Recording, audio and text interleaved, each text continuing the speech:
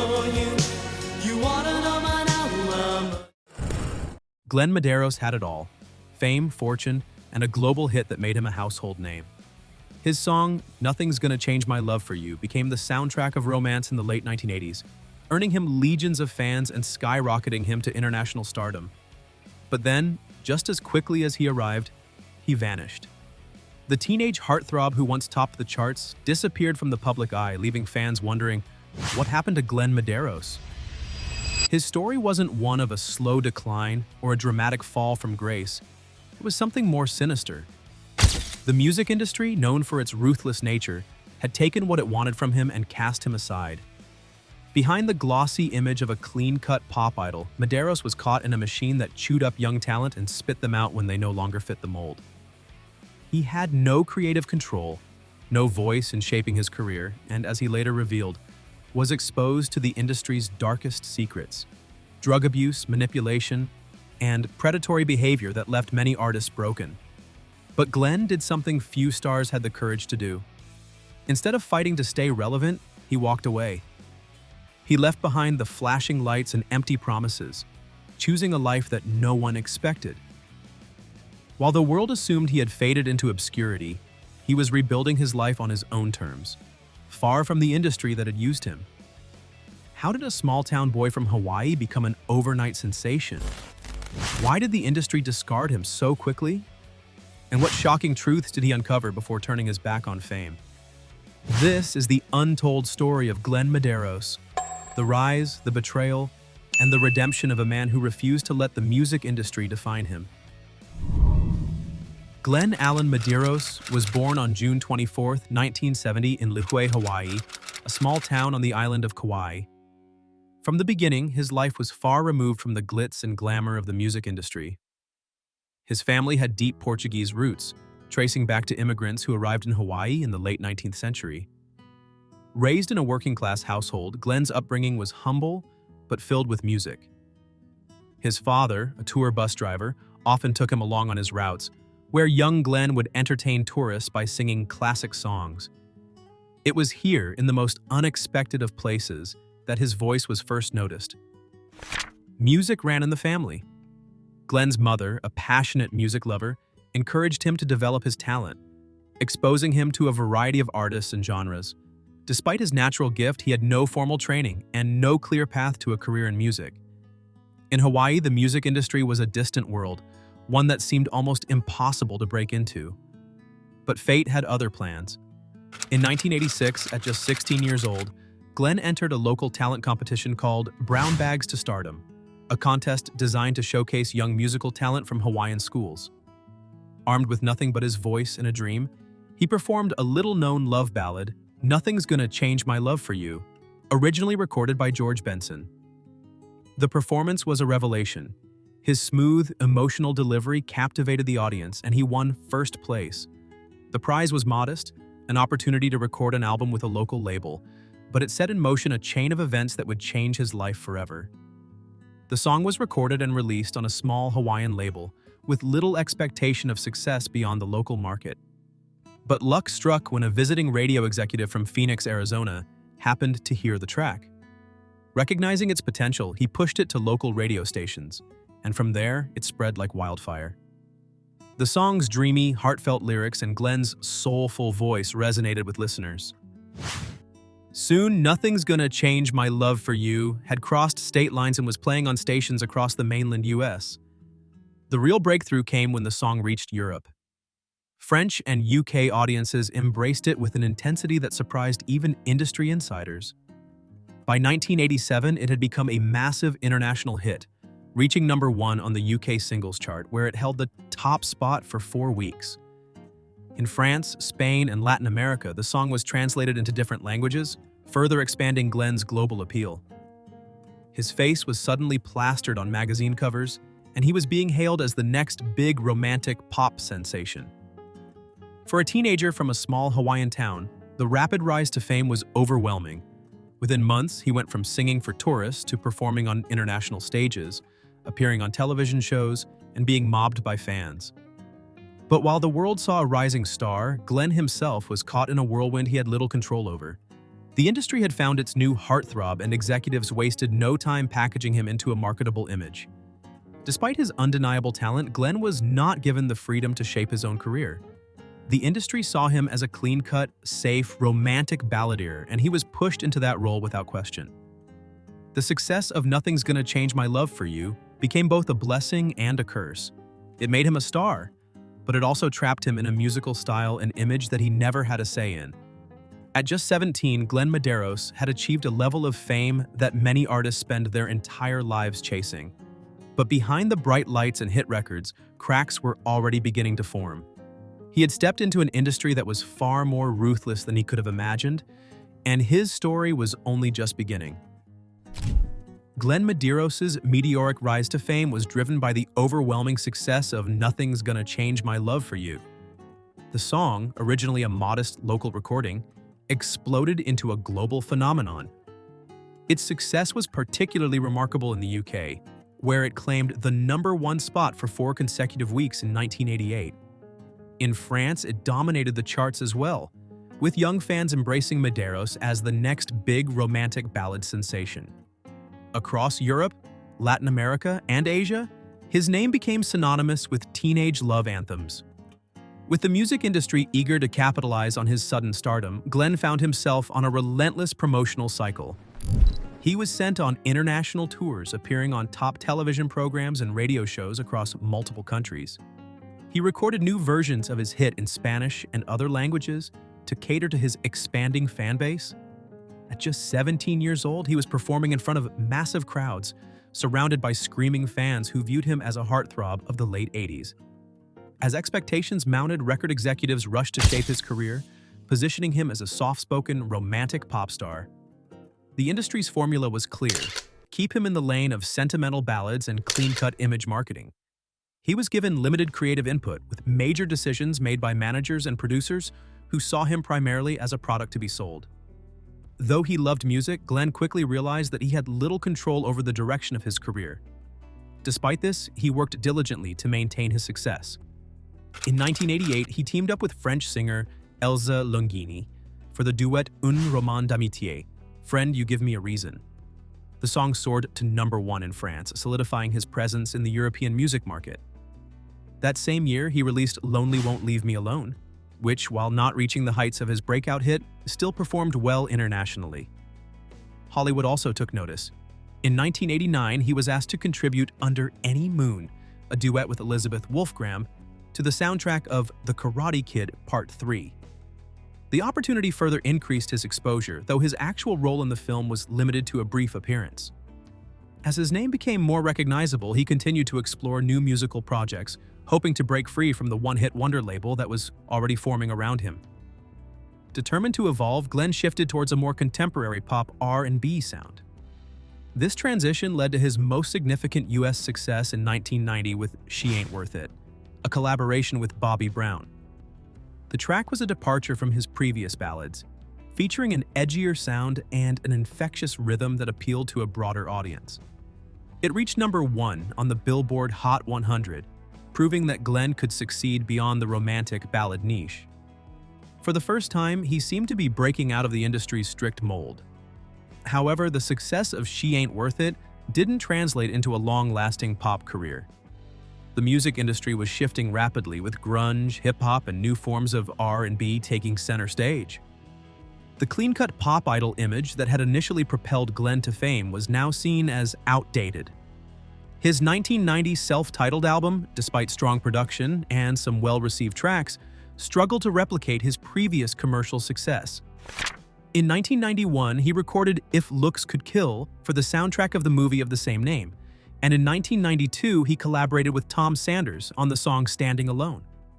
While these projects kept him in the public eye, they didn't generate the same level of excitement as his earlier work. By the early 90s, Glenn was facing a difficult reality. The industry that had built him up was now moving on, and he was increasingly pushed to the margins. He had spent years following a path largely dictated by record labels, and now that they were losing interest, he was left to figure out his next steps on his own. His dream of a lasting music career was slipping away, and the industry's darker side, one filled with manipulation, exploitation, and disillusionment, was becoming impossible to ignore. As Glenn Medeiros' career progressed into the early 1990s, the glittering world of the music industry began to reveal its darker, more exploitative side. The same system that had built him into an international pop star now seemed to be working against him. Beneath the polished image and romantic ballads lay an industry rife with manipulation, pressure, and predatory behavior. One of the most immediate challenges Glenn faced was the rigid control of his artistic direction. Record labels had meticulously crafted his image as a clean-cut, soft-spoken balladeer, leaving little room for creative freedom.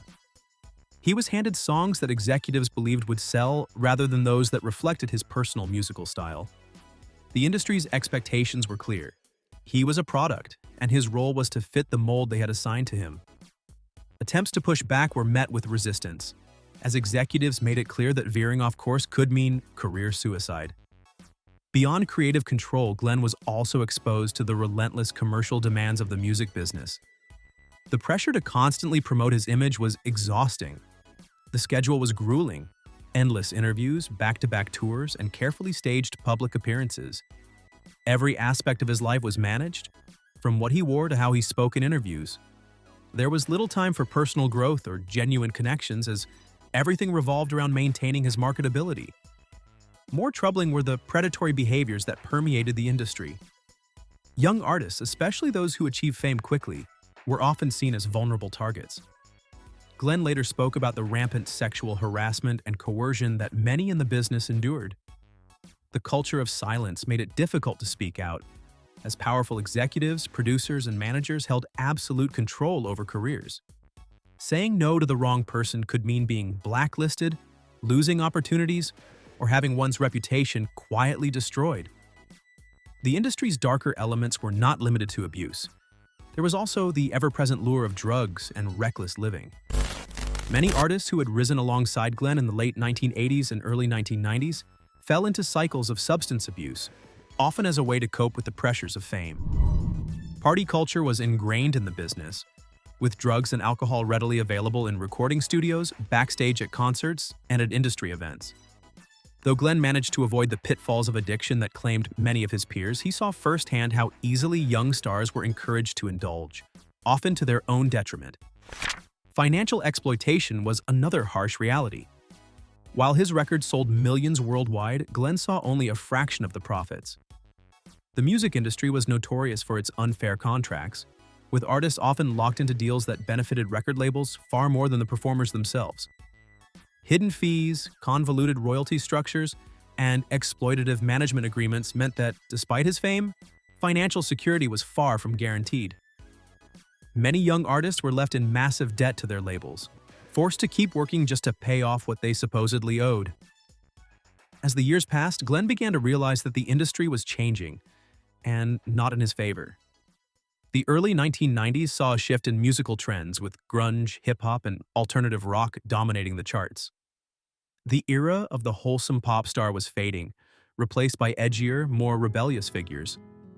Labels that had once fought to promote Glenn's music now had little interest in keeping him relevant.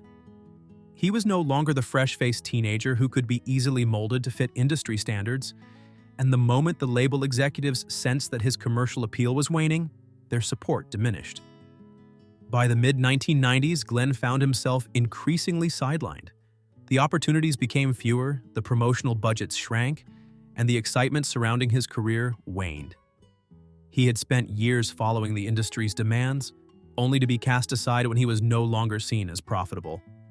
Disillusioned and exhausted, he made a decision that few young stars were able to make.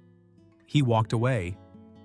Leaving the industry was not just a career move, it was an act of self-preservation. He had witnessed firsthand how the industry could consume and discard artists without remorse. While many continued to chase fame long after their peak, Glenn recognized that there was life beyond the spotlight. He had given his youth to the music business, but he was determined not to let it define his future. The time had come to step away, to reclaim his own identity, and to find purpose beyond the stage. By the mid-1990s, Glenn Medeiros' presence in the music industry had faded, though the transition was not as sudden as it appeared to the public. His decline was not the result of one dramatic downfall, but rather a slow and inevitable shift in an industry that was evolving rapidly. The very factors that had propelled him to fame, his clean-cut image, romantic ballads, and soft-spoken persona, were now seen as outdated. Music trends had changed dramatically. The rise of grunge, alternative rock, and hip-hop in the early 90s left little room for the kind of pop balladry that had defined Glenn's success. The airwaves were dominated by the likes of Nirvana, Pearl Jam, and Tupac Shakur, artists who embodied a rawer, more rebellious energy that resonated with the new generation. Glenn's style was no longer considered marketable, and as a result, his label's interest in promoting him waned. Adding to the decline was the industry's treatment of young pop stars once their prime commercial value diminished. The same executives who had aggressively pushed his music a few years earlier now saw him as a relic of the past. Labels shifted their resources toward newer, trendier acts, leaving artists like Glenn with dwindling promotional support. Without strong backing from his label, securing airplay, concert tours, and album sales became increasingly difficult. Glenn attempted to adapt, but the industry's expectations were rigid. He had been typecast as the boy-next-door pop singer, and breaking out of that mold was nearly impossible. His attempts to evolve musically were met with resistance, as record executives were uninterested in taking risks with an artist they considered past his peak. While he continued to record music into the mid-1990s, the commercial impact was minimal. More than just the industry's indifference, Glenn himself had grown weary of the business. Years of being controlled, pressured, and limited in his artistic expression had taken their toll. He had spent his teenage years and early adulthood under the spotlight, navigating an industry that prioritized image over authenticity. The glamour had worn off, revealing a system that was transactional and unforgiving. Unlike many who desperately clung to fame, Glenn made the rare decision to walk away on his own terms. He recognized that the life of a struggling artist constantly chasing former glory was not what he wanted.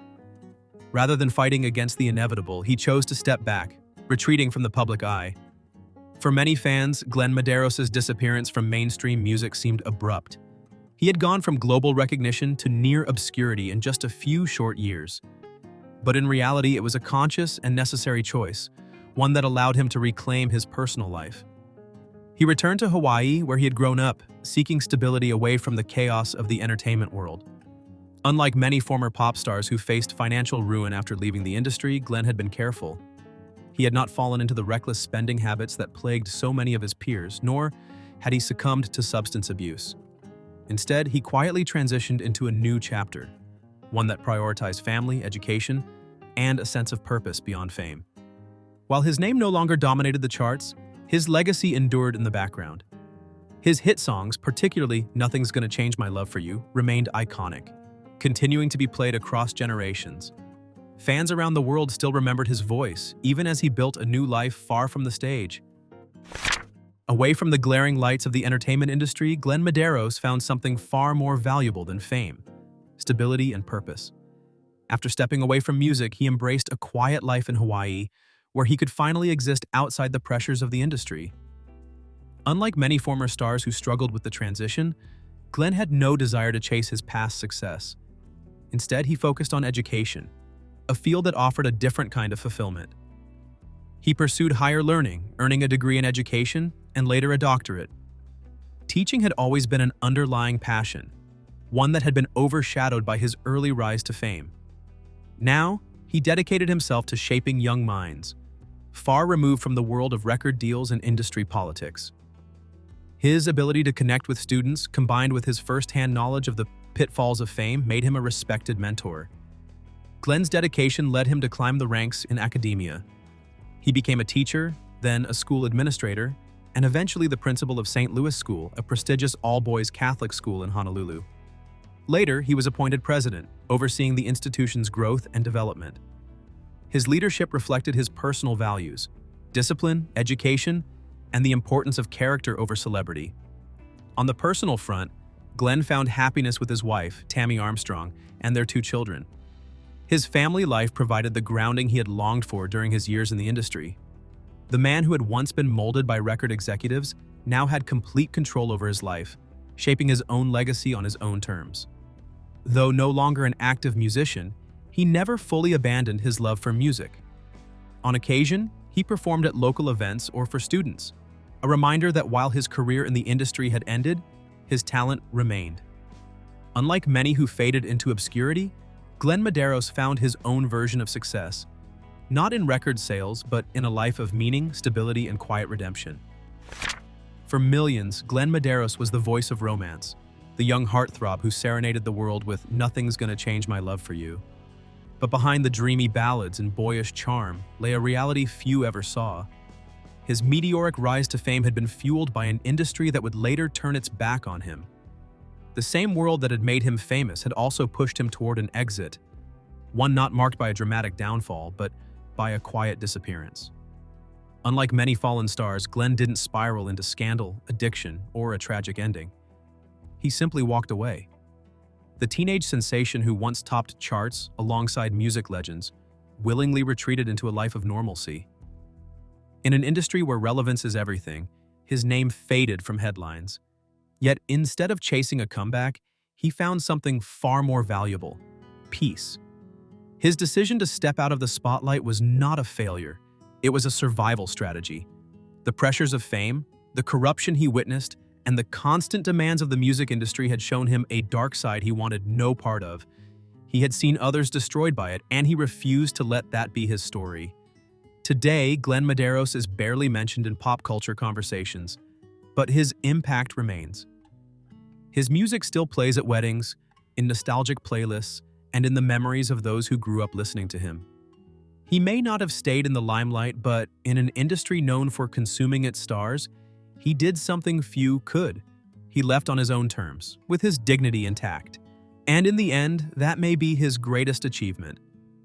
If you love uncovering the untold stories behind the biggest names in entertainment, don't forget to like, subscribe, and turn on notifications for more shocking celebrity revelations, only on our channel.